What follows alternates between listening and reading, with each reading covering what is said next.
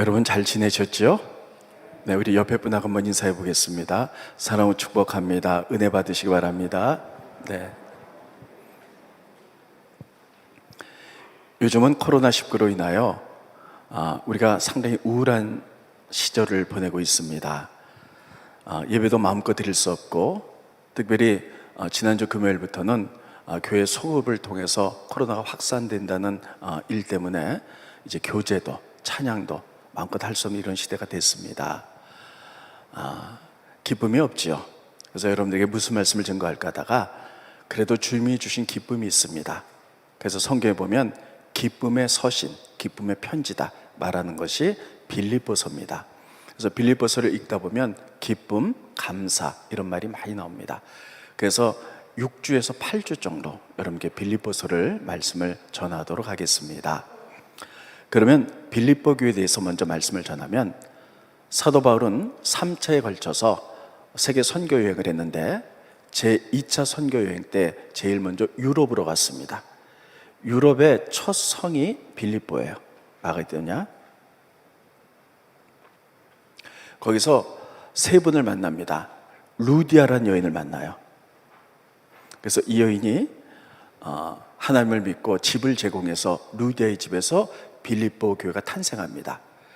그리고 귀신 들려 점을 치는 소녀를 만납니다. 그래서 이 소녀를 고쳐주지요. 그리고 감옥에 갇히게 되었고, 감옥의 옥간수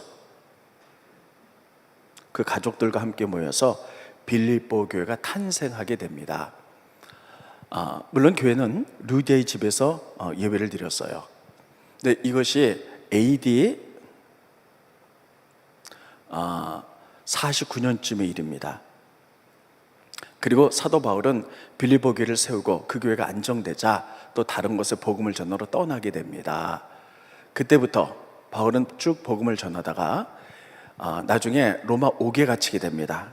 로마 감옥에 갇히게 됐는데, 이때가 AD 한 62년에서 63년 정도 되는데, 한 12년에서 13년을 이제 빌립보 교인들은 빠짐없이 그 사도 바울에게 헌금을 드립니다. 선교 헌금을 드려요. 그래서 사도 바울이 복음을 증거하는데 많은 물질이 필요하기 때문에 그들이 모여서 헌금을 드리고, 그래서 바울은 그것에 너무나 감사해서 빌립보서를 감옥에서 씁니다. 그래서 옥중서신이다, 감옥에서 쓴 편지다, 이렇게 얘기를 하고요. 감옥에서도 그가 열심히 복음을 전했는데 빌립보 교인들이 전해온 선교 헌금을 가지고 이제 선교를 했죠. 그래서 빌립보 교회를 생각해 볼 때마다 감사하다, 기쁨이 넘친다, 이런 얘기가 나옵니다. 그래서 우리가 빌립보서를 감옥에서 썼다 그래서 옥중서신, 또 기쁨이 많다 그래서 기쁨의 편지, 이렇게 부르기도 합니다. 자, 그러면 오늘은 빌립보서 1장의 전반부를 여러분께 말씀드리는데, 첫 번째는 사도 바울의 인사에 대해서 쓰고 있어요. 여러분, 우리가 만나면 인사하죠? 요즘 어떤 인사합니까? 옛날에 우리가 못 살 때는 밥을 못 먹을 때도 많아서 식사하셨습니까? 이런 게 인사였죠. 요즘 좋은 아침입니다, 이렇게 좋은 인사를 합니다. 그러면 사도 바울은 성경에 보면 바울이 13개의 편지를 썼는데 이들에게 편지를 보낼 때마다 다 인사를 하는데, 인사의 특징이 있습니다. 이런 인사를 합니다. 하나님과 예수 그리스도 안에서 은혜와 평강이 넘치기를 바란다, 이렇게 인사를 해요. 스키는 것입니다. 빌립보서 1장 2절에 보면 하나님 우리 아버지와 주 예수 그리스도로부터 온 은혜와 평강이 너에게 있을지어다. 이 문장을 자세히 보면 이렇게 써요. 은혜와 평강이 하나님과 예수님께로부터 온 은혜와 평강이에요. 그러니까 은혜와 평강은 하나님과 예수님께로부터 온 은혜와 평강이 있기를 바란다는 거예요. 이 말을 다른 말로 하면 하나님으로부터 오지 않는 평강이 있다는 거예요. 세상의 사람들은요, 세상의 환경을 가지고 평강을 누립니다. 돈을 많이 벌었다, 그리고 자녀가 잘 됐다, 또 건강하다, 이런 것을 가지면 우리가 평강을 누리죠. 그런데 이런 평강의 조건을 하나만 잃어버려도 평강이 깨집니다. 갑자기 사업이 부도가 났다, 너 자녀가 잘못됐다, 그러면요 밤잠을 못 자고 두려움과 고통 속에 지내지요. 그런데 바울이 말하는 평강은 세상이 주는 평강이 아니라 하나님과 예수님으로부터 오는 은혜와 평강을 누리기를 원한다는 거예요. 하나님을 믿게 되면 그분이 주신 은혜와 평강이 있어요. 그런데 이것은 환경과는 상관이 없습니다. 아무리 환경이 어려워도 히브리서 우리가 베드로 전서에 보면 이렇게 쓰고 있어요. 하나님과 예수님을 알므로 은혜와 평강이 더 많아진다는 거예요. 스크린 보십니다.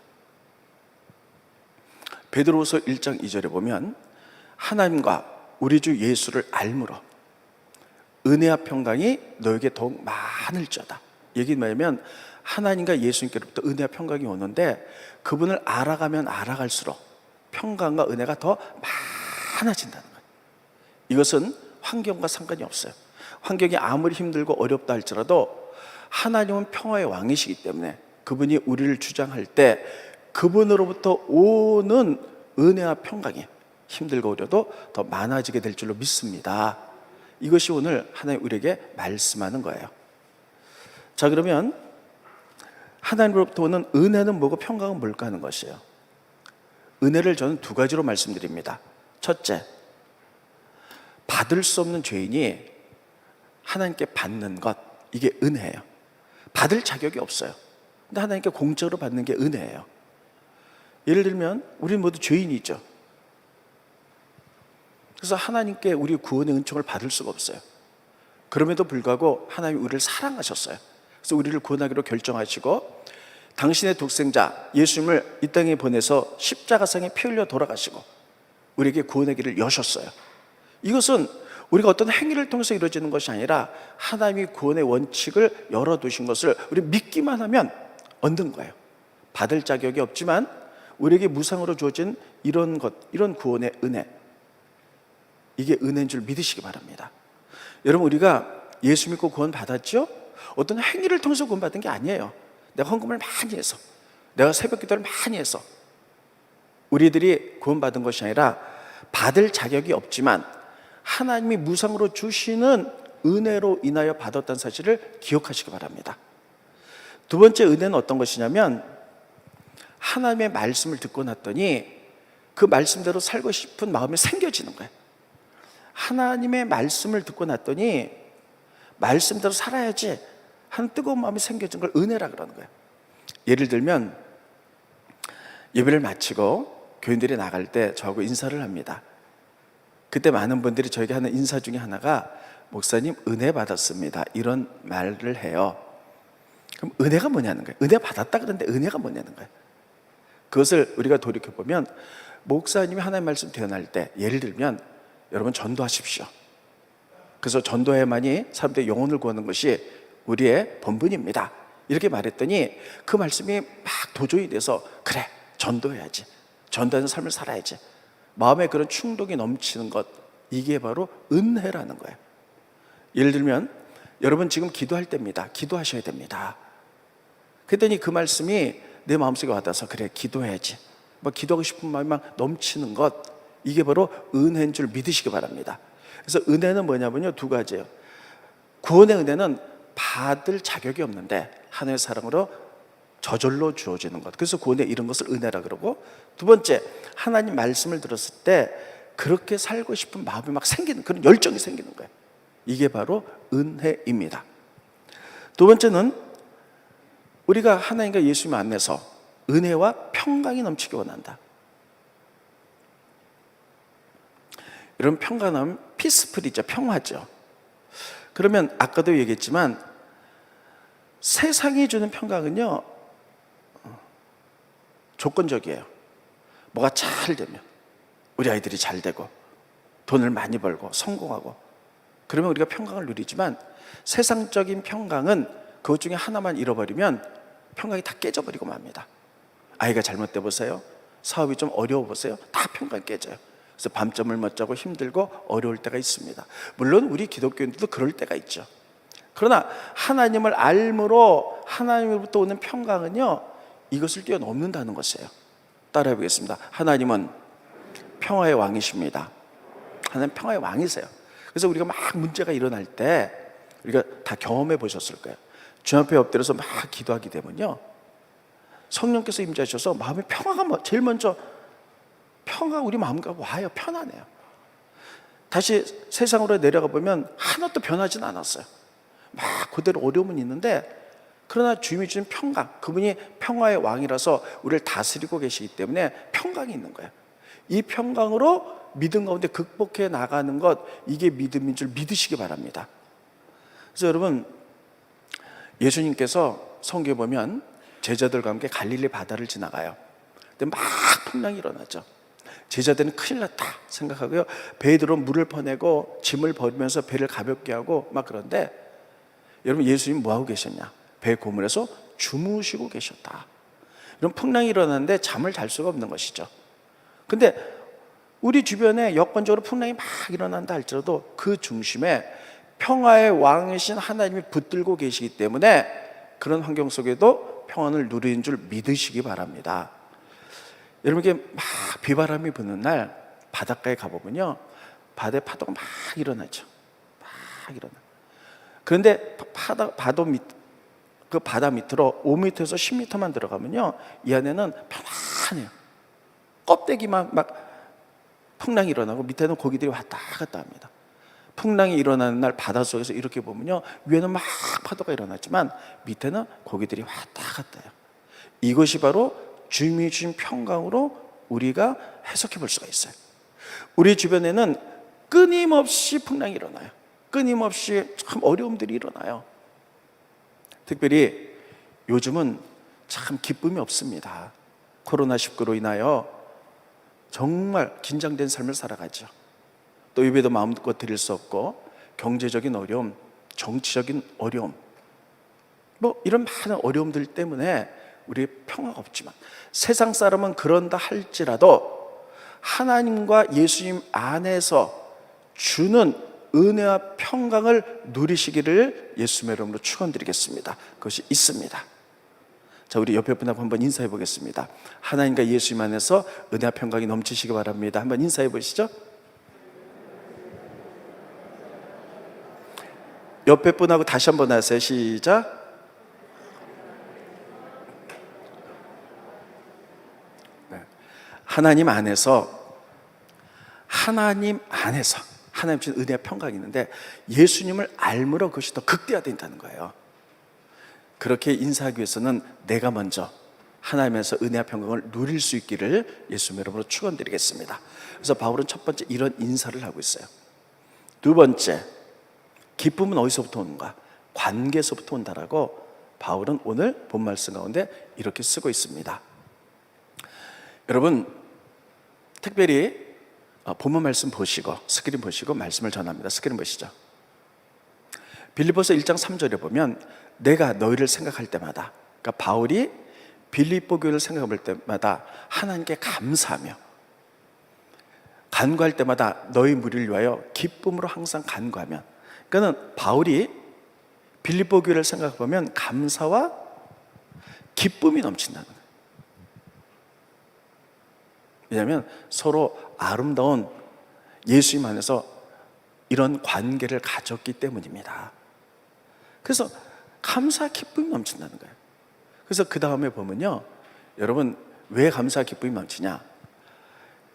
바울이 아까도 얘기했지만 AD 49년에 빌립보 교회를 만들었어요. 그리고 그 교회가 안정되자 또 다른 데 다니면서 계속 복음을 전합니다. 그리고 그때부터 이 빌립보 교인들은요, 바울이 복음을 전하는데 물질이 필요하다고 생각해서요, 정기적으로 계속 그렇게 물질을 바울에게 줍니다. 심지어 AD 한 13년, 2년 지난 뒤에 AD 62년에서 63년에 바울은 옥에 갇혔어요. 그때도 에바브라 디도라는 사람을 통하여 헌금을 전해요. 그러니까 바울이 이것을 가지고 너무 감사한 거예요. 그래서 너를 생각해 볼 때마다 감사하고 너를 생각해 볼 때마다 기쁨이 넘친다, 이렇게 쓰고 있는 거예요. 그런데 단순히 물질을 보내서 감사되는 게 아니에요. 성경은 너희와의 복음에 이런 교제가 있었기 때문에 감사하다는 거예요. 스크린 보십니다. 빌립보서 1장 5절에 보면 너희가 첫날부터, 그러니까 개척해서 너희 교회를 만날 때부터 지금 감옥에 갇혔을 때까지 복음을 위한 일에 참여하고 있기 때문이다. 이 얘기는요, 옛날 성경에 이렇게 되어 있어요. 복음 안에서 교제했기 때문이다. 그러니까 바울이 빌립보 교인들이 헌금을 보내서 감사한 게 아니에요. 서로 아름답게 교제했기 때문이에요. 그래서 서로 사랑하고 중보기도 하고 서로 이렇게 계속 교제했기 때문에 내가 너희를 생각하며 기쁘고 감사하고 교제하다 보니까요, 그 사람의 필요를 알잖아요. 그래서 물질로 채워주고, 그래서 헌금을 준 것은 결과일 뿐이에요. 그래서 내가 너희들을 생각할 때마다 진심으로 감사하고 기쁜 것은 성도 안에 서로 깊은 교제가 있었기 때문이다, 이렇게 말합니다. 그래서 여러분, 우리가 신앙생활 하면서 이 교제는 굉장히 중요합니다. 요새는 교회 와도 기쁨이 별로 없잖아요. 교회 와서 좀 반가운 사람들이랑 차도 마시고 밥도 먹고 사는 얘기도 하고 또 여러 가지 물어봐서 중보기도도 해주고, 이런 교제가 이게 기쁨이잖아요. 이 교제는 관계에서부터 오는 거잖아요. 근데 코로나로 인해서 지금 예배만 드리고, 저도 광고하는데 저도 괴로워요.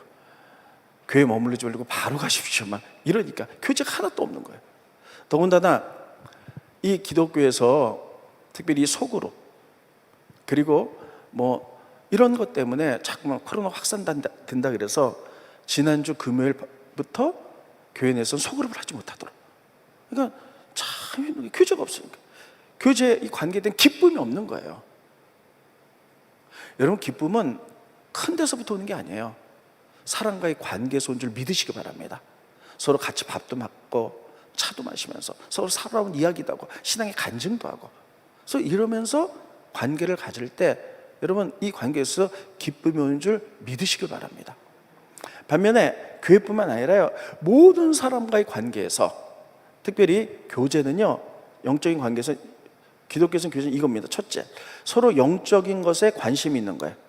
이게 교제예요. 세상에서는 먹고 마시는 걸로 끝나지만 교회 와서 신앙생활 잘하는지, 문제가 있으면 중보기도 해주고, 그래서 서로 영적인 것에 관심을 갖고 서로 시너지 효과로 믿음이 성장해 나가는 게 교제입니다. 첫 번째. 두 번째 교제는요, 서로 관심을 갖고 교제하다 보니까요, 상대편의 필요를 채워주는 게 교제입니다. 따라하겠습니다. 필요성을 채워주는 것, 먼저 채워주는 것, 이게 교제예요. 보세요, 바울이 빌립보 교회에 감사하고 기뻤던 이유는 바울이 빌립보 교인들에게 먼저 영적인 것을 채워줬어요. 그래서 기도해주고 복음을 전하고, 그들이 영적으로 충만하니까요, 그들이 또 이제 바울을 채워주는 거예요. 그래서 서로 이런 교제 속에, 야, 저분이 우리에게 복음을 전해서 구원받고 계속 하나님의 귀한 말씀을 전해주니 그들의 영적인 심정이 채워졌어요. 저분을 위해서 우리가 뭘 채워줄 수 있을까? 선교하는데 물질이 필요하겠구나 하고 이렇게 채워주는 거예요. 그래서 교제는 서로 먼저 채워주는 게 교제의 기쁨입니다. 많은 분들이 이렇게 얘기해요. 특별히 남자분들 잘 들으셔야 됩니다. 젊어서 부부관계가 서로 안 좋으면 노년에 너무너무 살기가 힘들다는 거예요, 남자들이요. 왜냐하면 젊어서 부부관계가 좋아야지, 서로 이제 안 좋으면요, 그래도 젊어서는 서로 일도 있고 돈도 벌고 하니까 그런 대로 살아요. 근데 나이가 들어서 남자가 은퇴하잖아요. 그럼 갈 데도 없고 집에 둘만 있는 거예요, 부부가. 근데 관계가 안 좋으면 너무너무 괴롭다는 거예요. 그래서 젊어서 잘해라, 이런 얘기를 하는데, 이 관계는 성도들끼리 관계만 얘기하는 것이 아니라 부부와의 관계도 중요합니다. 그래야지 기쁨이 있는 거예요.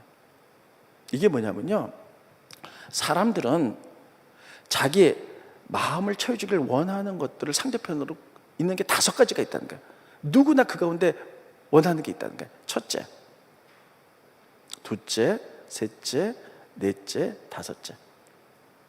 첫 번째는 칭찬, 두 번째 선물, 세 번째 시간 같이 보내기, 네 번째 봉사, 다섯 번째 스킨십.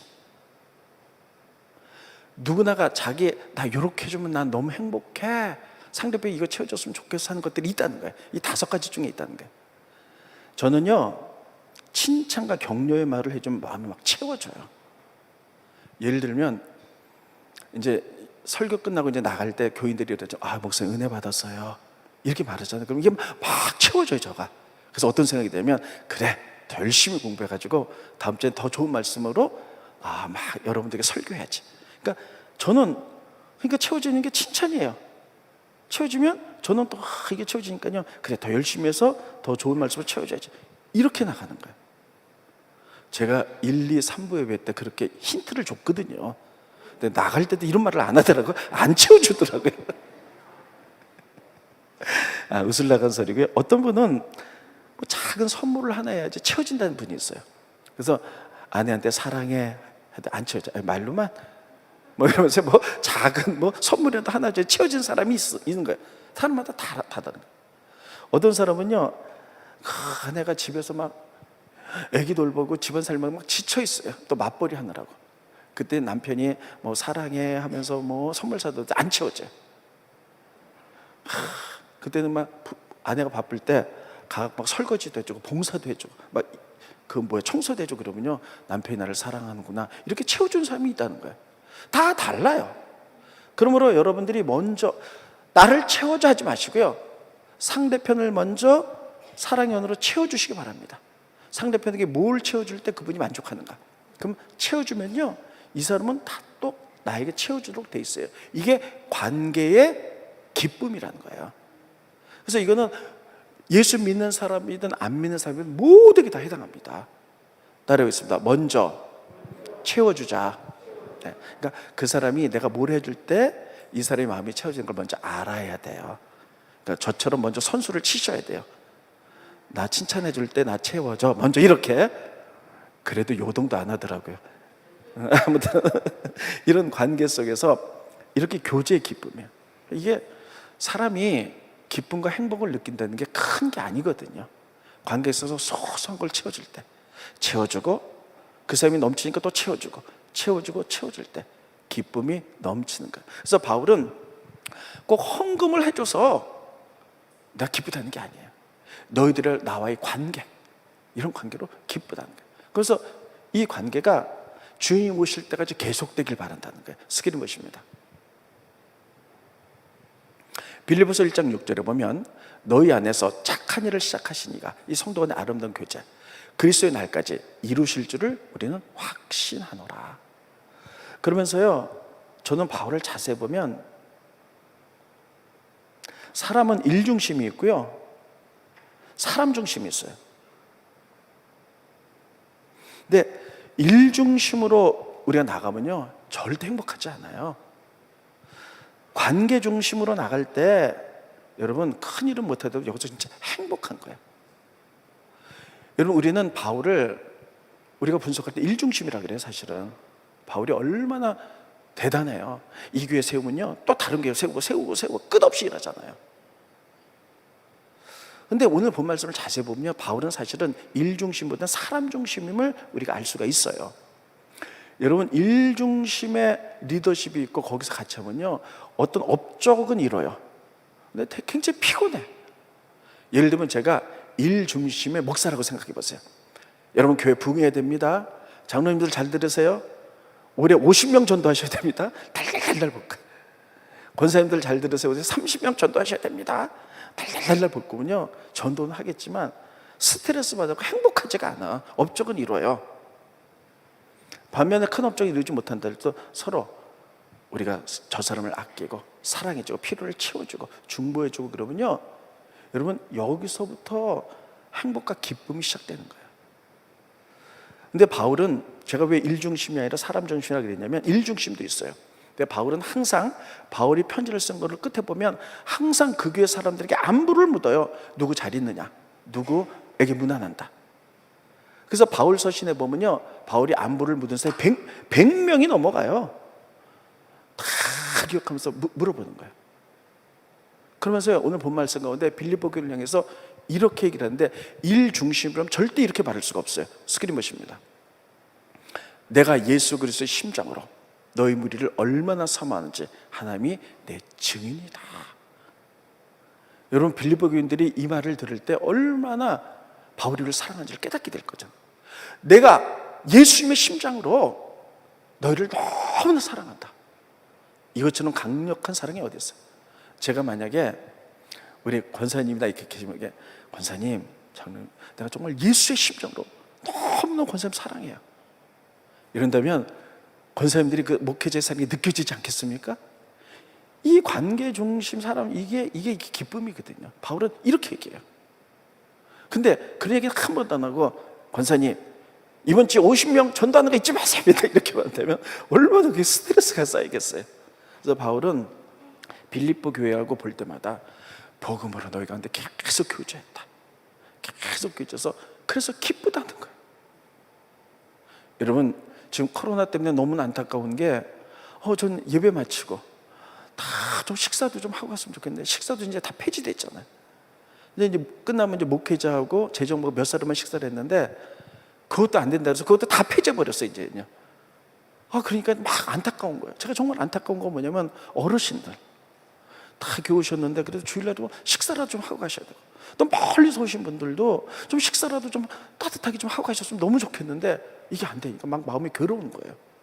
이런 거 보면서 교제는요, 기쁨은 저렇게 작은 거 여기서 나눌 때 오는 줄 믿으시기 바랍니다. 그래서 우리 교회는 성도 간의 교제가 지금은 아니지만 코로나가 끝나면서 더 많이 되어서 기쁨이 넘치는 교회가 되시기를 예수님의 이름으로 축원드리겠습니다. 그래서 바울은 이렇게 교제를 얘기하고 있어요. 세 번째, 마지막으로 바울의 기도예요. 바울은 오늘 빌립보서 1장에 성도를 놓고 뭐라고 기도했나? 스크린 보십니다. 내가 기도하노라 너희 사랑을 지식과 모든 총명으로 점점 더 풍성하게 되길 기도한다. 기도하는데 빌립보 교인들이 그에게 보여준 사랑을 더 풍성하기 위해서는 그 위에 말씀, 지식과 그리고 점점 총명함은 뭐냐면요, 분별력이에요. 도덕적 분별력. 이 분별력을 가지고 너희가 나갈 때 더 풍성해진다는 거예요. 따로 했습니다. 사랑 위에, 다시요, 사랑 위에 지식 위에 총명함, 분별력, 이걸 가지고 사랑해야 돼. 이래 더 풍성하고 견고해진다는 거예요. 그게 뭐냐면요, 우리가 사랑하면 뭘 생각합니까?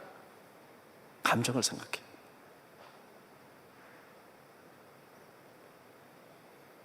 그리고 사랑하면 우리는 세상적인 사랑은 뭐냐면요, 이런 거예요. 뭔가 저 사람 찡와, 너무 좋아, 이런 사랑. 두 번째는 세상적인 사랑. 그러니까 빌립보 교인들이 바울을 사랑했지만 세상적인 관점으로 사랑하는 경우도 있었다는 거예요. 세상적인 사랑은 뭡니까? 나에게 잘해준 사람 나도 잘해줘, 나에게 못하면 나도 못해줘. 이해관계적인 사랑이에요. 이해관계적인. 여러분, 세상 그렇잖아요. 그 사람 나에게 잘하면 나도 잘해, 그 사람 못하면 나도 못해, 그 사람 욕하면 나도 욕해. 이게 세상의 사랑이거든요. 근데 예수님이 가르쳐준 말씀의 기반의 사랑은 뭐냐는 거예요. 예수님이 이렇게 말씀하셨어요. 스크린 보십니다. 너희가 너희를 사랑하는 자만 사랑하면 무슨 상이 있으리요? 세리도 이같이 한다는 거예요. 또 너희가 너희 형제에게만 무난하면 남보다 더한 것이 무엇이 있냐? 이방인들도 이렇게 한다는 거예요. 세상의 사람들은 너에게 잘하는 사람만 다 잘하고 못한 사람 못한다는 거예요. 그런데 교회 내에서도 이렇게 사랑한다는 거예요. 나에게 잘하면 잘하고 못하면 못하고, 그 사이 막 나에게 막 나를 세워가지고 막 험한 말을 하면 원수 갚고 싶고, 그래서는 안 된다는 거예요. 그러면 여러분, 그 사랑 위에 말씀의 지식, 말씀의 기저 위에 그 사랑을 세우라는 거예요. 그러면 성경은 사랑에 대해서 뭐라고 가르치고 있는가 하는 거예요. 원수 사랑하라고 말씀하잖아요. 원수 용서하라고 말씀하잖아요. 근데 여러분, 원수가 용서가 되든가요? 원수를 사랑이 되든가요? 교회 오면 나한테 말 한마디 하면 막 가슴에 쐐기를 박는 사람들 막 복수하고 싶은데 그 사람이 용서가 되고 사랑이 되든가요? 근데 성경은 그 사람이 그랬다고 나도 똑같이 하면 그건 세상 사람들이 하는 거라는 거예요. 그래서 사랑의 말씀의 기반 위에 사랑을 하는 거예요. 그러면 원수를 사랑하고 용서하라. 여러분, 하나님이 우리를 만드셨어요. 우리가 할 수 없는 건 하나님 요구하지 않으세요. 할 수 있기 때문에 요구하는 거예요. 그럼 원수를 사랑하라, 용서하라, 이건 뭡니까? 절대 안 되죠. 이거는 감정적으로는 절대 이렇게 될 수가 없어요. 따라했습니다. 의지를 통해서 사랑으로 결정하는 거예요. 용서하기로 결정하는 거예요. 왜냐? 우리가 하나님의 이런 사랑을 경험했기 때문이에요. 하나님이 우리에게 보여주신 사랑, 이거는 감정적인 사랑이 아니라 의지적인 사랑, 아가페입니다. 예를 들면 하나님이 우리 사람을 만들었잖아요. 그래서 서로 교제하도록 만들었는데 사람이 하나님께 불순종하고 죄를 짓고 하나님을 떠났어요. 하나님이 뭐가 이쁘겠어요? 제가 예를 들면 우리 여기 권사님 계시는데 권사님이랑 다 우리 서로 친하게 지내자, 신뢰하자 이렇게 약속해 놓고 죄송해요 권사님이 아닌데 권사님 저를 탁 배워놓고 탁 떠났어요. 그럼 그 뭐가 사랑스럽겠어요? 그럼에도 불구하고 하나님이 우리를 사랑하기로 결정하는 거예요. 감정이 아니라 의지로 결정해서 이 땅에 독생자를 보내주시고 우리를 구원의 길을 여셨던 거예요. 우리는 그것을 통해서 구원을 받았어요. 이런 의지적인 사랑을 경험해 봤기 때문에 우리는 의지를 사용해서 원수를 사랑하고 용서하기로 결정하는 겁니다. 따르겠습니다. 원수를 사랑하기로 결정합니다. 원수를 용서하기로 결정합니다. 우리의 감정으로는 주님 다시 오실 때까지 절대 용서 안 해요. 사랑이 안 돼요. 그러나 의지적인 하나님에 대한 사랑을 경험해 봤기 때문에 우리가 의지를 통해서 선포하는 거예요. 그래서 바울이 기도하는 것은 너희 사랑을 세상적인 사랑으로 한 사람이 있다는 거예요. 잘하는 사람은 잘하고 못하는 사람은 못하는 거. 그래서 지식, 말씀의 가치관이 하는데 그 위에 뭐를 해야 되냐? 바로 분별을 갖고 영적 분별을 가지고 사랑을 할 때 풍성해지는 거예요. 그 영적 분별은 뭐냐? 제가 묻겠습니다. 원수 사랑하라 그랬죠? 의지로? 우리 원수 누굽니까? 사탄이에요. 그럼 어떻게 해요? 사탄 사랑해야 돼요? 아니, 원수 사랑하라 그랬잖아. 우리 원수는 사탄이잖아. 사탄을 사랑해야 돼요? 네? 사랑하라 그랬잖아. 안 돼요? 그러니까 분별하라는 거예요. 분별하는데 제가 저번에도 말씀드렸지만 잘 들으셔야 됩니다. 용서와 용납을 분별하라는 거예요. 굉장히 중요합니다. 예를 들면 이거예요. 저에게 이제 초등학교 다니는 딸이 있다고 생각해 보세요. 근데 부부가 어디 좀 갔다 올 때가 있어요. 몇 시간 동안. 근데 애를 맡길 데가 없는 거예요. 그래서 앞집 남자가 괜찮아 보여서 앞집 남자하고 친하니까 앞집 남자가 맡기라고. 그래서 딸을 맡기고 몇 시간 만에 돌아왔더니 그 사이에 그 남자가 우리 딸을 성추행을 했어요. 막 만지고 이랬어요. 그럼 여러분 어떻게 해야 될까요? 막 난리가 나죠. 그렇지만 예수 안에서 그래 용서하기로 의지로 결정하는 거예요. 이것까진 가능해요. 이게 용서거든요. 결정하는 거예요. 그런데 그 다음에 또 어디 갈 일이 생겼어. 근데 애를 또 맡겨야 돼. 근데 앞집 남자가 씩 웃으면서 또 맡기세요. 그럼 여러분 맡겨야 돼요? 안 맡겨야 돼. 이 사람이 용서는 했지만 이 사람이 변화되지 않으면, 회개하거나 변화되지 않으면 절대 용납해서는 안 돼. 용서는 하지만 용납은 안 된다는 거예요. 그러나 이 사람이 자기가 잘못을 깨닫고 회개하고 정말 반듯하게 서고 신뢰 가도록 한다면 그때는 용납하는 거예요. 용서와 용납은 다르다는 사실을 기억하시기 바랍니다. 많은 사람들이 용서하라 그러면요, 그 사람이 모든 것을 다 받아들이는 걸 생각해서 용서를 못해요. 용서는 나를 위해서 그 사람을 용서하는 거예요. 그 사람이 잘못했 그냥 용서하는 거예요. 근데 그 사람은 하나도 아직 안 변했어요. 그러면 용납해서는 안 돼요. 용서는 하지만 용납은 아닌데 그 사람도 깨닫고 정말 회개의 변화받아서 신실하게 됐다면 그때는 용납하고 같이 교제하는 거예요. 용서와 용납이 이해가 되십니까? 그래서 사랑 위의 말씀의 분별을 통하여 이렇게만이 견고하게 서고 공동체가 무너지지 않고 더 풍성하게 열매를 맺을 수 있다는 거예요. 이렇게 나갈 때 바울은 이런 걸 얘기를 하면서 이렇게 얘기합니다. 그러면서 스크린 마지막 보시죠. 너희로 지극히 선한 것을 분별해 반드시. 또 진실하여 허물 없이 그리스도의 주임 날까지 이루고 예수 그리스도로 말미암아 의의 열매가 가득하여 하나님께 영광과 찬송이 되길 원합니다. 우리가 서로 성도 간에 교제하고 사랑하고 이런 것들이 견고하게 돼서 함께 찬송과 영광이 돼야 되는 거예요.